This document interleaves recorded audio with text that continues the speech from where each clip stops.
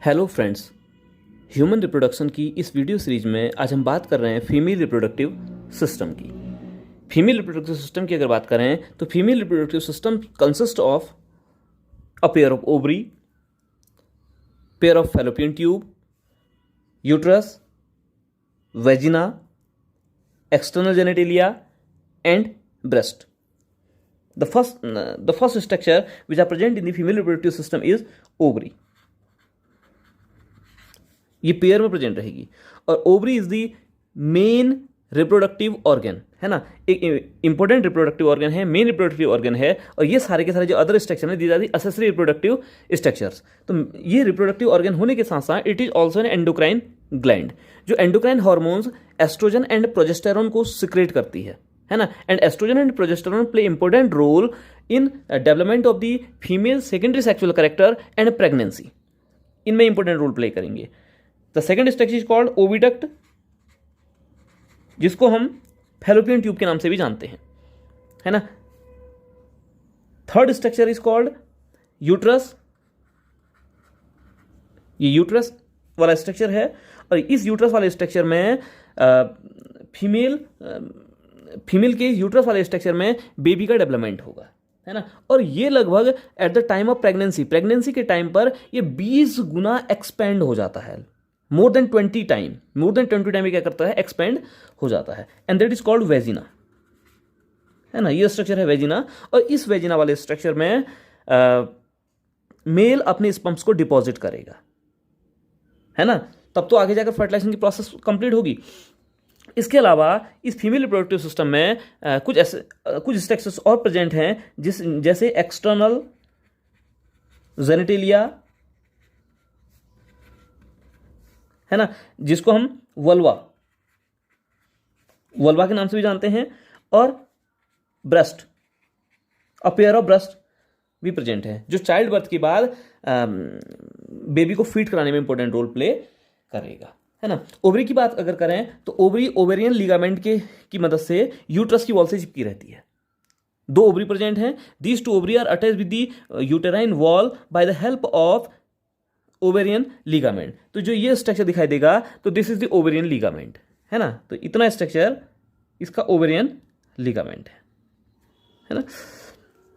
Ovary लगभग rounded structure है, circular structure है, ओवल शेप का स्ट्रक्चर है। 2 ओवरी ह्यूमन फीमेल प्रेजेंट रहती हैं। लेकिन अगर बर्ड्स की बात करें तो बर्ड्स में राइट ओवरी डिजेनरेट रहेगी, केवल लेफ्ट ओवरी प्रेजेंट रहेगी। ये क्वेश्चन आता है कि बर्ड्स में, एप्स में कौन सी ओवरी प्रेजेंट रहती है, तो लेफ्ट ओवरी उसमें प्रेजेंट रहेगी, राइट ओवरी डिजेनरेटेड रहेगी। ह्यूमन फीमेल में दोनों ही ओवरी प्रेजेंट रहेंगी और दोनों ही ओवरी फंक्शनल होंगी। हालांकि एक टाइम पर एक ही ओवरी से एग रिलीज होगा। ओवरी की अगर बात करें तो ओवरी का काम है कि ओवरी के अंदर जो oocytes हैं या ऊगोनिया जो प्रेजेंट हैं, उन ऊगोनिया को प्रोटेक्शन प्रोवाइड करना, उन ऊगोनिया को शेल्टर प्रोवाइड करना और उन ऊगोनिया को सेकेंडरी oocyte में कन्वर्ट करना, है ना, सेकेंडरी oocyte में कन्वर्ट करना। ओवरी से जो एग निकलेगा वो सेकेंडरी oocyte की स्टेज में निकलेगा और ओवरी से एग के निकलने की प्रोसेस, यहाँ जो एग बनेगा, एग यहाँ से बाहर निकलेगा ना, और कहाँ आएगा, इस ओविडक्ट में आएगा। तो ये जो प्रोसेस होगी दैट इज कॉल्ड ओवुलेशन। ये प्रोसेस ओवुलेशन कहलाती है। ओवरी से एग के रिलीज होने की जो प्रोसेस है ये पूरी प्रोसेस ओवुलेशन कहलाएगी। और ये एग फाइनली पहुंचेगा ओविडक्ट में और इस ओविडक्ट में या फैलोपियन ट्यूब में फर्टिलाइजेशन की प्रोसेस कंप्लीट होगी। आफ्टर फर्टिलाइजेशन जाइगोट का फॉर्मेशन होगा और जाइगोट कुछ समय के बाद इस यूट्रस में आकर इंप्लांट हो जाएगा, उसे इंप्लांटेशन की प्रोसेस बोलेंगे। और यहीं पर इस यूट्रस के अंदर ही उस जाइगोट से एम्ब्रियो बनेगा और एम्ब्रियो से बेबी का डेवलपमेंट होगा, है ना। और फिर बाद में पर्चुरेशन की प्रोसेस होगी, मतलब चाइल्ड बर्थ की प्रोसेस होगी। इस तरह से ये पूरी प्रोसेस कंप्लीट होती है। अब इन सारे स्ट्रक्चर को हम जैसे ओवरी प्राइमरी रिप्रोडक्टिव ऑर्गन, इसके अलावा oviduct, uterus, vagina, vulva and breast, ये क्या है, सपोर्टिव स्ट्रक्चर है ना, सपोर्टिव स्ट्रक्चर है। तो इन सब के बारे में हम डिटेल में डिस्कस करेंगे। तो एट फर्स्ट ओवरी पेयर में प्रेजेंट है, right and left. Ovary uterus की वॉल से ओवरियन लिगामेंट के थ्रू ज्वाइंटेड रहती है और इस ओवरी को 4 लेयर सराउंडेड करती हैं, है ना। अगर लेयर की अगर बात करूं तो इस ओवरी में 4 लेयर प्रेजेंट रहेंगी और ये 4 की 4 लेयर ओवरी को सराउंड करेंगी। अब ये लेयर कौन कौन सी हैं, अगर लेयर की बात करें तो सबसे जो फर्स्ट लेयर होती है that is the germinal epithelium, germinal epithelium. इसी लेयर की सेल से ऊगोनिया का फॉर्मेशन होगा और ये ऊगोनिया फाइनली एग का फॉर्मेशन करती है। इसके अंदर जो लेयर प्रेजेंट रहेगी that is the tunica albuginea.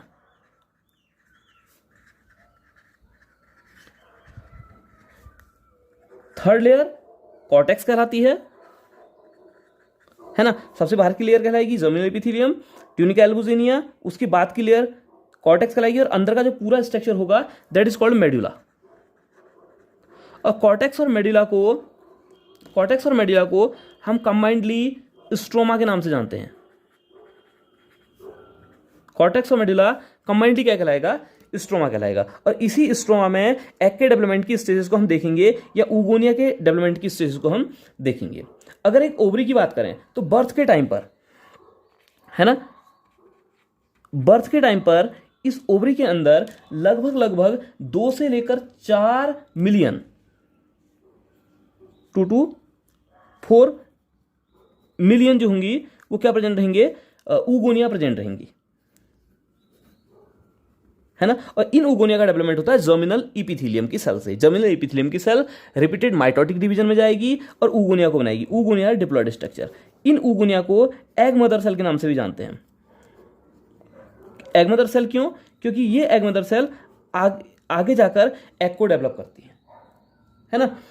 इस ऊगोनिया में ये जो 2 से 4 मिलियन ऊगोनिया है, इसमें से केवल और केवल लगभग 500 ओवुलेट हो पाएंगी। 500 ओवुलेट हो पाएंगी। और ओवुलेट का अर्थ है कि डेवलप होने के बाद ओवरी से बाहर निकलना, है ना। फैलोपियन ट्यूब में पहुंचना है ना, तो डेवलप होने के बाद ओवरी से बाहर निकलना। तो 500 ओवुलेट हो पाएंगी, केवल 500 ही डेवलप हो पाएंगी और रेस्ट डिजनरेट हो जाएंगी डिफरेंट टाइम पर। अलग अलग टाइम पर जो रेस्ट ऊगोनिया है वो डिजनरेट होती रहेंगी। और डिजनरेशन की ये प्रोसेस फॉलिकुलर एट्रेसिया कहलाती है। डिजनरेशन की प्रोसेस फॉलिकुलर एट्रेसिया के नाम से जानी जाएगी, है ना। जब ये इस ऊगोनिया का डेवलपमेंट हो रहा होगा, इस ऊगोनिया के चारों ओर कुछ लेयर इसको चारों ओर से घेर लेती हैं और इसको कन्वर्ट कर देंगी सेकेंडरी फॉलिकल में। और सेकेंडरी फॉलिकल कुछ समय बाद टर्सरी फॉलिकल में कन्वर्ट हो जाएगा। और टर्सरी फॉलिकल या इसको मैच्योर फॉलिकल बोलते हैं। मैच्योर फॉलिकल के बनने के बाद ये मैच्योर फॉलिकल ओवरी की वॉल से टकराएगी और एग को सेकेंडरी oocyte की कंडीशन में सेकेंडरी oocyte के स्टेज में ओवरी से बाहर निकाल देगी। क्लियर? तो ये इस तरह से एग का डेवलपमेंट होगा। और एग को सेकेंडरी oocyte के स्टेज में जब एग ओवरी से बाहर निकलेगा तो इस प्रोसेस को हम ओवुलेशन बोलते हैं। बड़ी इंपॉर्टेंट प्रोसेस है ओवुलेशन। तो ओवुलेशन रिप्रोडक्टिव साइकिल के 14वें दिन होता है, 14th डे में होता है ना। और इस पूरी प्रोसेस में 14 दिन का समय लग जाता है। ऊगोनिया बर्थ के बाद कुछ ऊगोनिया थोड़ी सी साइज में इंक्रीज हो जाएंगी और ये कहलाएंगी प्राइमरी oocyte, है ना। और प्राइमरी oocyte एक डिप्लॉयड स्ट्रक्चर है। Primary oocyte is diploid structure. और इसके बाद जब तक प्यूबरिटी नहीं आएगी फीमेल में तब तक प्राइमरी oocyte का डेवलपमेंट नहीं होगा, है ना। और इस प्राइमरी oocyte में आगे जाकर रिडक्शन डिवीजन होगा, मियोसिस डिवीजन होगा। और मियोसिस डिवीजन के बाद, क्योंकि मियोसिस दो स्टेप्स में होती है, meiosis first and meiosis second. Meiosis first के बाद एक प्राइमरी oocyte से दो सेकेंडरी oocyte का डेवलपमेंट होगा और दोनों ही सेकेंडरी oocyte में हाफ नंबर ऑफ क्रोमोसोम होंगे, मींस वो हैप्लॉइड होगी। और इसके बाद फिर आगे का डेवलपमेंट नहीं होगा। सेकेंडरी oocyte की स्टेज में ही ओवरी से एग बाहर निकल जाएगा। इसके बाद का जो डेवलपमेंट है कब होगा? After fertilization. जैसे ही एग के अंदर स्पर्म का न्यूक्लियस एंटर करेगा तब जाकर सेकेंड मियोटिक डिवीजन होगा और तब ये एग में कन्वर्ट हो जाएगा और इसके तुरंत बाद फर्टिलाइजेशन की प्रोसेस कंप्लीट हो जाएगी, है ना। तो इस तरह से ये सारी चीजें इसमें हैं। अगर एक मैच्योर फॉलिकल की बात करें तो मैच्योर फॉलिकल में हमें क्या दिखाई देगा? ये एग दिखाई देगा, है ना। ये किस स्टेज में होगा? सेकेंडरी oocyte के स्टेज में होगा। ये एग सेकेंडरी oocyte के स्टेज में होगा और this egg is covered by 2 layer, है ना। जिस समय बाहर निकलेगा, जैसे ही ओवरी से बाहर निकलेगा तो ये 2 लेयर से कवर्ड रहेगा, अंदर भी 2 लेयर से कवर्ड है। पहली लेयर कहलाएगी that is zona pellucida, first layer कहलाएगी जोना पेलुसिडा और second layer is the corona radiata, दूसरी लेयर कहलाएगी कोरोना रेडिएटा। अब फॉलिकल के स्टेज में, है ना, एक तो बहुत सारी लेयर से सराउंडेड है, 2 लेयर के साथ ये बाहर निकल रहा है, सेकेंडरी जो oocyte है 2 लेयर के साथ बाहर निकल रहा है। लेकिन जब ये ओवरी के अंदर है तो इन लेयर के अलावा इसमें कुछ लेयर और भी हैं, है ना। इन लेयर में ये वाली जो लेयर दिखाई देगी आपको, ये जो डॉटेड डॉटेड वाली लेयर दिखाई दे रही है, that is the membrane granulosa. ये लेयर कहलाती है मेम्ब्रेन ग्रेनुलोसा, है ना। और बीचों बीच में एक कैविटी दिखाई देगी, है ना, और एग भी एक्चुअल में इसी कैविटी के अंदर है कहीं। ये जो कैविटी दिखाई देगी, ये वाली जो कैविटी है ये एंट्रम कैविटी कहलाती है, एंट्रम कैविटी है। और ये फ्लूइड फिल्टर कैविटी है, एक फ्लूइड से फिल्टर रहेगी। और ये जो लेयर हैं ये थीका लेयर है, थीका लेयर। और इसमें भी 2 लेयर प्रेजेंट रहेंगी, एक बाहर वाली एक्सटर्ना और अंदर वाली इंटरना, है ना। और ये मैच्योर ग्राफिन फॉलिकल है, इसकी जो फॉलिकुलर लेयर्स हैं जैसे मेम्ब्रेन ग्रेनुलोसा या थीका लेयर, यही लेयर क्या करती हैं, हार्मोन को सिक्रेट करती हैं। कौन से हार्मोन को सिक्रेट? एस्ट्रोजन। इन एस्ट्रोजन हार्मोन को सिक्रेट करेंगी। और इस एस्ट्रोजन का काम है फीमेल की बॉडी में सेकेंडरी सेक्सुअल कैरेक्टर को डेवलप करना, है ना। जैसे ब्रेस्ट का enlargement of breast and enlargement of hip, है ना। जो हिप्स हैं फीमेल के, उनका इनलार्जमेंट करना भी इसी एस्ट्रोजन का काम है। तो ये सेक्स हार्मोन है जो क्या करता है, enlargement of breast and enlargement of hip में इंपॉर्टेंट रोल प्ले करता है। और इन ग्राफिन फॉलिकल के डेवलपमेंट में जो हार्मोन इंपॉर्टेंट रोल प्ले करेगा वो है फॉलिकल स्टिमुलेटिंग हार्मोन, है ना। एक हार्मोन है फॉलिकल स्टिमुलेटिंग हार्मोन जो पिट्यूटरी ग्लैंड से रिलीज होता है। ये हार्मोन इन फॉलिकुलर के डेवलपमेंट में हेल्प करेगा। और इन जब ये फॉलिकल बनेंगी तो फॉलिकुलर की लेयर से एस्ट्रोजन हार्मोन का सिक्रेशन होगा, है ना। और इसके पूरे डेवलपमेंट में 14 दिन का समय लगता है और 14th डे में 14वें दिन ओवुलेशन हो जाएगा। एग ओवरी से बाहर आ जाएगा और एग ओवरी से बाहर आते ही इस एग को कौन पकड़ेगा भाई? जो फिमरी है ना। ये जो structure these are called fimbriae, oviduct में जो स्ट्रक्चर है फिंगर लाइक स्ट्रक्चर फिमरी कहलाती हैं। ये फिमरी इसको कैच कर लेती हैं, पकड़ लेती हैं और इसको पहुंचाएंगी कहीं यहाँ को पेरिस्टाल्टिक मूवमेंट के थ्रू। और इसी एरिया में, इसी फैलोपियन ट्यूब में फिर फर्टिलाइजेशन की प्रोसेस कंप्लीट होगी। अब जो रिमेनिंग स्ट्रक्चर है, हमने कहा भाई कि सेकेंडरी oocyte बाहर निकल जाता है जोना पेलुसिडा और कोरोना रेडिएटा के साथ, लेकिन मेम्ब्रेन ग्रेनुलोसा और थीका जो लेयर हैं ये सारी की सारी तो ओवरी के अंदर ही रहेंगी। अब ओवरी के अंदर ये बना लेती हैं कॉर्पस ल्यूटियम, है ना। और कॉर्पस ल्यूटियम एक हार्मोन को सिक्रेट करता है दैट इज प्रोजेस्टेरॉन। क्वेश्चन आता है कि प्रोजेस्टेरॉन हार्मोन किस स्ट्रक्चर से रिलीज होगा? तो ये रिलीज होगा कॉर्पस ल्यूटियम से, है ना। और ओवेरियन साइकिल के 14 दिन बाद ये हार्मोन सिक्रेट होता है।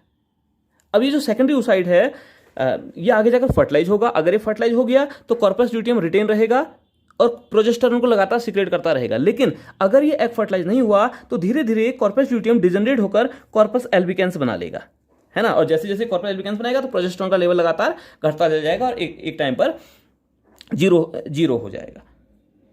क्लियर है ना। तो फीमेल की रिप्रोडक्टिव साइकिल के दौरान एक तो ये चेंज होगा, है ना। और इस पूरे साइक्लिक चेंज में 28 से लेकर 29 दिन का समय लगता है। 28 से लेकर 29 दिन का समय इस पूरी साइकिल में लगेगा। और दूसरा चेंज होगा यूट्रस के अंदर, वो चेंज हम आगे देखेंगे, ठीक है। तो 2 हार्मोन आपको सिक्रेट हो रहे हैं। फर्स्ट वन इज एस्ट्रोजन जो 14वें दिन से पहले सिक्रेट होता है और प्रोजेस्टेरॉन 14वें दिन के बाद कॉर्पस ल्यूटियम से सिक्रेट होगा। और एस्ट्रोजन सिक्रेट होगा फॉलिकुलर सेल्स के, ये इन फॉलिकल्स के थ्रू, है। जो ग्राफिन फॉलिकल है ये इसको सिक्रेट करेगा, ये इसका एक स्ट्रक्चर है। क्लियर। और इसमें इंपॉर्टेंट क्वेश्चन है कि एग कौन से स्टेज में रिलीज होता है? तो egg is release in the stage of secondary oocyte। Secondary oocyte means जिसमें सेकंड मियोटिक डिवीजन इनकम्प्लीट रहेगा। ये डिवीजन कंप्लीट होगा स्पर्म न्यूक्लियस की एंट्री के बाद। क्लियर। तो ये ओवरी ओवरी वाला स्ट्रक्चर है। ओवरी के बाद अगर हम बात करें तो ये पूरा जो structure that is called fallopian tube, है ना। तो फैलोपियन ट्यूब में 3 स्ट्रक्चर हैं। इस फैलोपियन ट्यूब में 3 स्ट्रक्चर हैं। ये जो स्ट्रक्चर है दैट इज कॉल्ड इनफंडिबुलम।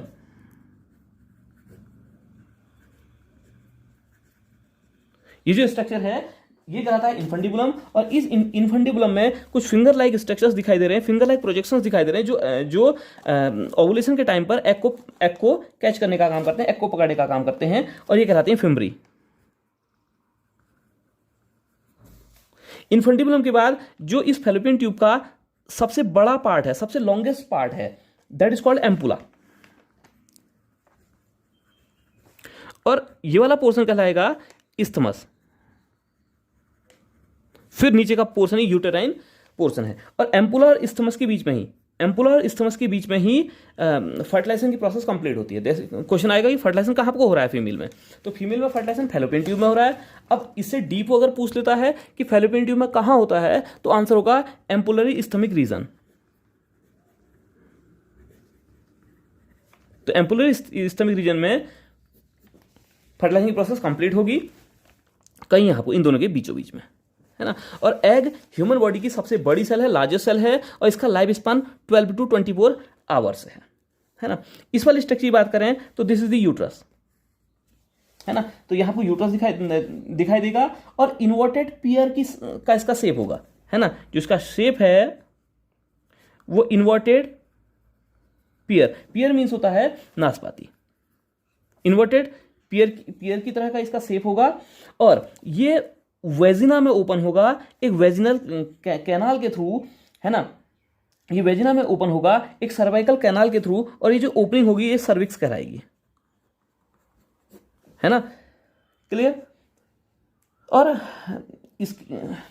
और ये जो यूट्रस है, इस यूट्रस की अगर बात करें तो इसमें 3 लेयर हैं। ये यूट्रस 3 लेयर से सराउंडेड है।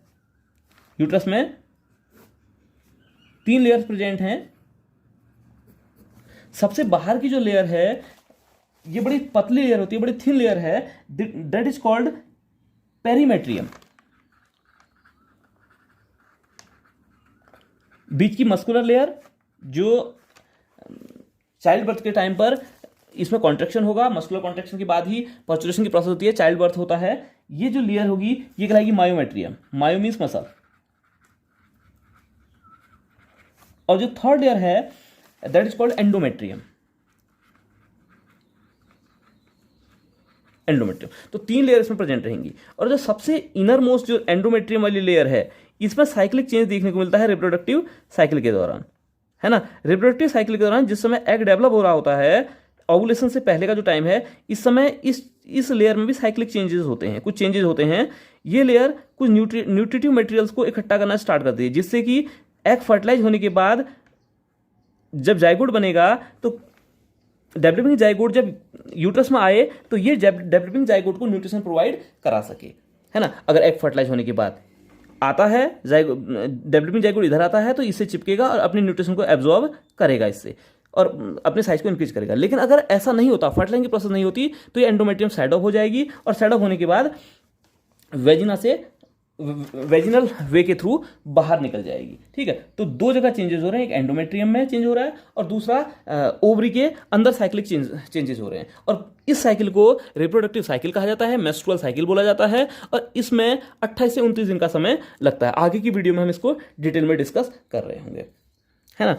इसके बाद हम, और इसमें एक चीज और मैं बता दूं, जो ये यूट्रस है, यूट्रस की जो नॉर्मल इसका शेप एंड साइज की अगर बात करें, शेप तो मैंने बता दिया कि भाई ये इन्वर्टेड पेयर के साइज का है। ये 3 इंच लॉन्ग है, 3 इंच लॉन्ग है, और 2 इंच वाइड है नॉर्मल स्टेज में। 3 inch long and 2 inch wide. लेकिन at the time of pregnancy it has a capacity to expand its size up to 20 time. लगभग 20 गुना तक ये अपने साइज को बड़ा कर सकता है। ठीक है, 20 गुना तक अपने साइज को कर सकता है, यूट्रस बड़ा कर सकता है। और ये यूट्रस है लोअर पेल्विक रीजन में प्रेजेंट है ना। और अगर रिप्रोडक्टिव सिस्टम की बात करें, जो फीमेल रिप्रोडक्टिव सिस्टम कहाँ प्रेजेंट है, तो पेल्विक रीजन में प्रेजेंट है। जो कमर वाला रीजन होता है पेल्विक रीजन कहलाता है। इसी पेल्विक रीजन में ये पूरा सिस्टम प्रेजेंट है। और इंपॉर्टेंट चीज ये है कि ओवरी के अंदर जो oocyte हैं, एग मदर सेल हैं, वो बर्थ के टाइम पर 2 से 4 मिल में प्रेजेंट रहती हैं, और बर्थ के बाद कोई भी नई oocyte, new oocyte not added, कोई भी नई oocyte ऐड नहीं होती है ना। एक्सटर्नल जेनेटिलिया में वल्वा वगैरह आ जाएगा, है ना, जिसमें लीबिया मेजोरा, लीबिया माइनोरा 2 तरह की परतें हैं जो उस एक्सटर्नल स्ट्रक्चर को कवर करती हैं। और एक लास्ट स्ट्रक्चर जो फीमेल रिप्रोडक्टिव सिस्टम का है, दैट इज द ब्रेस्ट, है ना। और ये ब्रेस्ट मेल एंड फीमेल दोनों में ही प्रेजेंट रहते हैं, लेकिन इस ब्रेस्ट के डेवलपमेंट के लिए एस्ट्रोजन का होना जरूरी है। एस्ट्रोजन हार्मोन की प्रेजेंस में ये ब्रेस्ट क्या करते हैं, अपने साइज में थोड़ा सा इनलार्जमेंट शो करते हैं, है ना। और ब्रेस्ट बड़ा इंपॉर्टेंट पार्ट है, क्योंकि after child birth it feeds the baby. ये बेबी को क्या कराता है, फीड कराता है, बेबी को न्यूट्रिशन प्रोवाइड कराता है। अगर इस ब्रेस्ट के स्ट्रक्चर को देखें तो ब्रेस्ट का स्ट्रक्चर कुछ इस तरह का दिखाई देगा। और इस ब्रेस्ट में ये ब्रेस्ट, ये रिप्स हैं, है ना, 1 2 3 4 5, ये सेकंड रिप है और ये 5th रिप है। तो सेकंड से 5th रिप तक का ये प्रेजेंट रहेगा। और इसमें हमें क्या दिखाई देगा, फैट स्टोरिंग टिश्यू, फैट दिखाई देगी, और ये फैट एडिपोज टिश्यू के अंदर रहेगी। फैट स्टोरिंग जो टिश्यू है that is the adipose tissue, तो एडिपोज टिश्यू में फैट रहेगी। और कुछ लॉब्यूल्स दिखाई देंगे, है ना, कुछ ये जो पूरा स्ट्रक्चर दैट इज द लॉब्यूल्स, और इन्हीं लॉब्यूल्स के अंदर मिल्क का प्रोडक्शन होना है ना। जो दूध बनेगा, जो मिल्क बनेगा, इन्हीं लॉब्यूल्स के अंदर इस दूध का फॉर्मेशन, इस मिल्क का फॉर्मेशन होगा। और इन लॉब्यूल में भी क्लस्टर ऑफ सेल्स सेल्स का क्लस्टर दिखाई देगा। इस लॉब्यूल में भी देखो छोटी छोटी ये सेल्स हैं, ये जो छोटी छोटी सेल हैं, ये सेल्स एल्वुलाई कहलाती हैं। एल्वुलाई एक तो लंग्स में होती हैं, और दूसरा यहां भी एल्वुलाई प्रेजेंट है, कहां, ब्रेस्ट के अंदर, है ना। और ये एल्वुलाई का जो पूरा स्ट्रक्चर है, ये जो पूरा स्ट्रक्चर है, ये कहलाता है मेमोरी लोब्स, है ना, ये मेमोरी लोब्स हैं, ठीक है। तो एल्वुलाई का जो पूरा स्ट्रक्चर, एल्वुलाई से बना हुआ जो स्ट्रक्चर कहलाएगा that is the memory lobes. और इन्हीं मेमोरी लोब्स के अंदर मिल्क का प्रोडक्शन होगा, मिल्क इन्हीं लोब्स के अंदर बनेगा। और इन लोब्स का नंबर एक ब्रेस्ट में लगभग 15 to 25 होगा, 15 से लेकर 25 तक का ये लोब प्रेजेंट रहेंगे, है ना। हम आगे देखेंगे तो इन लोब से डक्ट निकलेंगी, है ना। डक्ट ये जो डक्ट निकलेंगी, है ना, ये डक्ट मेमोरी डक्ट कहलाएंगी, है ना। ये लोब की जो डक्ट होगी ये मेमोरी डक्ट कहलाएगी, क्लियर। और मेमोरी डक्ट आगे जाकर एक स्वेलन स्ट्रक्चर को बना रही है। ये जो स्वेलन स्ट्रक्चर है, ये स्वेलन स्ट्रक्चर एम्पुला कहलाएगा, है ना। और एम्पुला से आगे जो ये डक्ट लाइक स्ट्रक्चर निकलेगा, ये लैक्टिफरस डक्ट होंगी। ये जो निकल रहा है एम्पुला से आगे का स्ट्रक्चर, तो एम्पुला है, एम्पुला से आगे का स्ट्रक्चर कहलाएगा लैक्टिफेरस डक्ट। और ये पूरा स्ट्रक्चर निप्पल दिखाई दे रहा है ना, पूरा स्ट्रक्चर निप्पल दिखाई दे रहा है। अगर ये निप्पल को देखेंगे तो निप्पल के चारों ओर डार्क कलर का स्ट्रक्चर प्रेजेंट रहता है, डार्क रेड या डार्क ब्राउन कलर का स्ट्रक्चर प्रेजेंट रहेगा, दैट इज कॉल्ड एरियोला, ठीक है। और इस पूरे स्ट्रक्चर में आपको फैट दिखाई देगी, कुछ मसल्स दिखाई देंगी, और उसके बाद अंदर लोब्स दिखाई देंगे। ये लोब्स एल्वुलाई से मिलकर बने होंगे, है ना। लोब्स की जो डक्ट होगी उसको मेमोरी डक्ट बोलेंगे। मेमोरी डक्ट आगे जाकर इस तरह के स्वेलन स्ट्रक्चर को बनाएगी, दैट इज कॉल्ड एम्पुला। इसमें मिल्क वगैरह स्टोर हो रहा होगा कहीं ना कहीं। और ये एम्पुला के आगे आपको लैक्टिफरस डक्ट दिखाई देंगी जो निप्पल में खुल रही होंगी, है ना। कई सारी लैक्टिफरस डक्ट निप्पल में खुलती हैं। निप्पल के चारों ओर कुछ रेड कलर का एरिया या डार्क कलर का एरिया दिखाई देगा, दैट इज एरियोला। तो इस तरह से ये फीमेल का ब्रेस्ट है, ठीक। तो ये टॉपिक यहीं खत्म होता है। आगे जाकर हम फीमेल की रिप्रोडक्टिव साइकिल या मेंस्ट्रुअल साइकिल के बारे में डिस्कस करेंगे।